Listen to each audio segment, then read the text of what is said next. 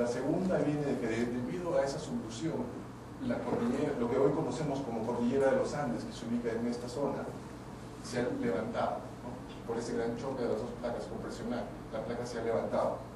Y el tercer efecto de eso es de que debido a ese levantamiento en los Andes, en las cadenas de montañas, se han generado fallas y lineamientos, como por ejemplo la falla de la Cordillera Blanca, la falla de Chaclibamba, ¿no? La falla Huaytapallá, y muchas otras fallas que están en color negro, pero están, según los estudios geológicos, inactivas. Ahora, si nosotros hacemos una sección transversal a través de esas placas tectónicas, observamos lo que les decía, la subducción de la placa de Nazca, la placa oceánica, y la parte superior de la placa sudamericana, la placa continental. En esta sección transversal hay ciertas características importantes que les debo mencionar. Esta placa puede ser dividida en tres regiones, ¿no? Una, la región de interfase, que es donde las dos placas están directamente en contacto, más o menos como 50 kilómetros de profundidad. Luego viene en la parte profunda de la placa de Nazca, viene una zona que se llama intraplaca superior, que viene desde los 50 kilómetros hasta los 100 kilómetros. Esto no está a escala, como estoy, de 50 a 100 kilómetros. Y luego una parte más profunda que le llamamos intraplaca inferior, que va de 50 kilómetros hasta 300, 350 kilómetros de profundidad en el límite este de Perú. Esta distribución puede ser observada mejor en esta figura en planta, en donde las líneas de color verde son las profundidades de la placa de Nazca, la geometría de subducción de la placa de Nazca. Esta geometría de subducción la hemos obtenido de este artículo publicado por Cahill y Isaac en el año 92. Entonces, acá hay dos características importantes que se deben reconocer. Uno, que hay dos regiones tectónicas distintas a partir de los 100 kilómetros de profundidad, desde donde va la placa, a partir de los 100 kilómetros de profundidad, ¿no?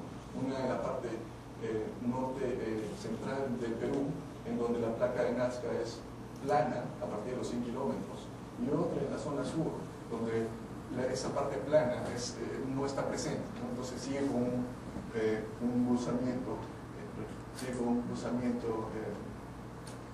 de 20 a 25 grados, ¿no? O sea, hay dos regiones tectónicas que modifican las características del movimiento sísmico que ocurren directamente sobre estas zonas en las ciudades, ¿no? En base a esto, nosotros hemos elegido estas cuatro ciudades.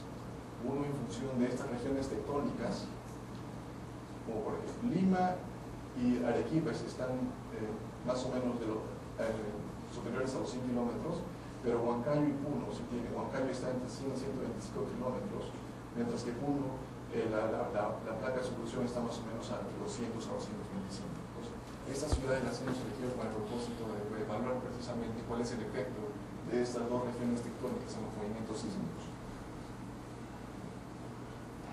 En base al trabajo de Cahill y Isaac y la distribución geométrica que ellos han definido, hemos propuesto para el caso desde el centro hasta el sur del Perú 12 nuevas fuentes sísmicas, ¿no? Basadas en la geometría de subducción.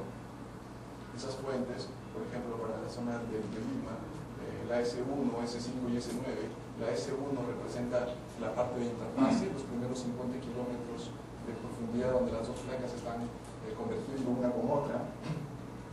Luego viene la fuente S5, que va desde los 50 kilómetros hasta los 100 kilómetros, con un ángulo de deslizamiento entre 20 y 25 grados. Y luego la fuente S9, que va desde 100 hasta los 125 kilómetros de profundidad y tiene más o menos un ángulo de deslizamiento de 3 grados. Para el caso de las fuentes en el sur, la diferencia más marcada es entre la fuente S9, S10 y la fuente S11 y S12 es precisamente el ángulo de deslizamiento. Mientras la S9 y la S10 tienen de 3 a 4%, la S11 y la S12 tienen como 25 grados de deslizamiento. Entonces, estas han sido las fuentes que hemos definido para a partir de ellas calcular la distancia de esas fuentes a las ciudades de Lima, Arequipa, Huancayo y Puno.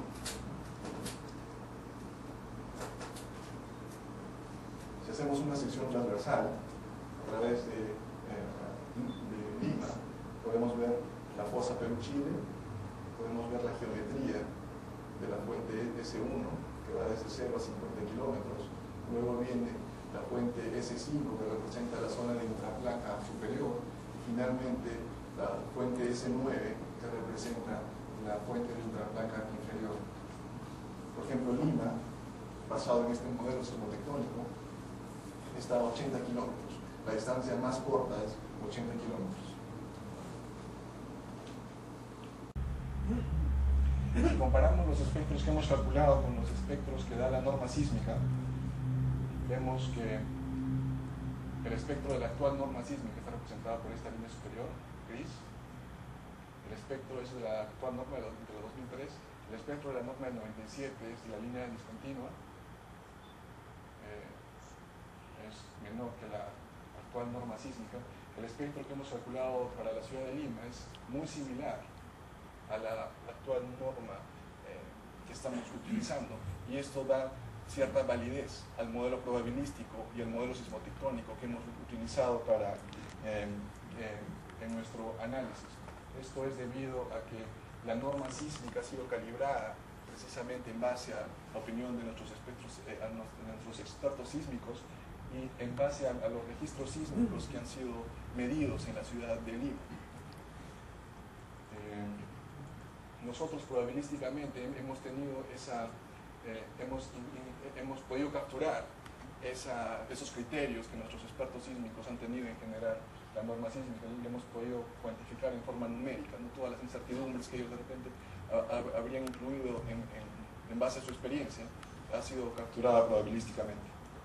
De igual manera hemos desarrollado los espectros para la ciudad de Arequipa, representado por la línea verde, y vemos que el espectro, como era de esperarse, para Arequipa es menor porque la distancia desde la fosa hasta Arequipa es más larga comparado con la ciudad de Lima. Además, la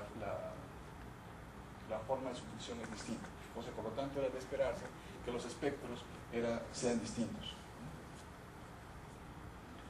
Lo mismo hemos hecho para dos ciudades que están dentro de la zona 2. Tenemos los espectros de la norma para la zona 2, que representa la zona de las montañas del Perú, y hemos elegido la ciudad de Puno y Huancayo.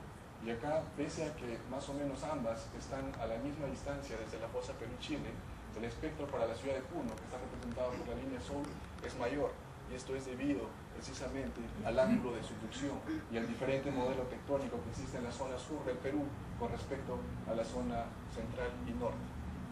Entonces, la actual macrozonificación sísmica del Perú no tiene en cuenta el modelo tectónico que existe para nuestro país. Ese es el motivo, además, por la diferencia de los espectros con respecto a los de la norma.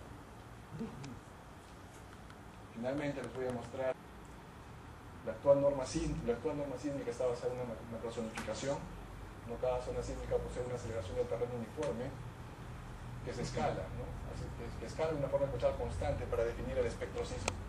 Una limitación de esto es la ausencia de espectros específicos de sitio, la ausencia de parámetros sísmicos. No sabemos los espectros con los que estamos diseñando, no sabemos para qué sismo de diseño lo estamos haciendo, no sabemos qué magnitud ni qué distancia asociados a estos espectros, y el uso de formas espectrales, por lo tanto, tienen distintos periodos de retorno. Con respecto a los espectros propuestos con los de la norma, el nivel de movimiento sísmico disminuye, pero esta relación no ocurre en Puno y Huancayo debido a los altos movimientos sísmicos producidos por la parte profunda de la placa de Nazca. Entonces eso es algo que también se tiene que estudiar en el futuro para poder caracterizar ese movimiento sísmico debido a esos sismos profundos. Ahora, si comparamos los espectros propuestos con los espectros de la norma, encontramos diferentes niveles de conservadurismo, ¿no? Por ejemplo, para Huancayo y Puno, pese a que están en la misma zona 2, los cocientes que salen para las estructuras rígidas y flexibles son distintos.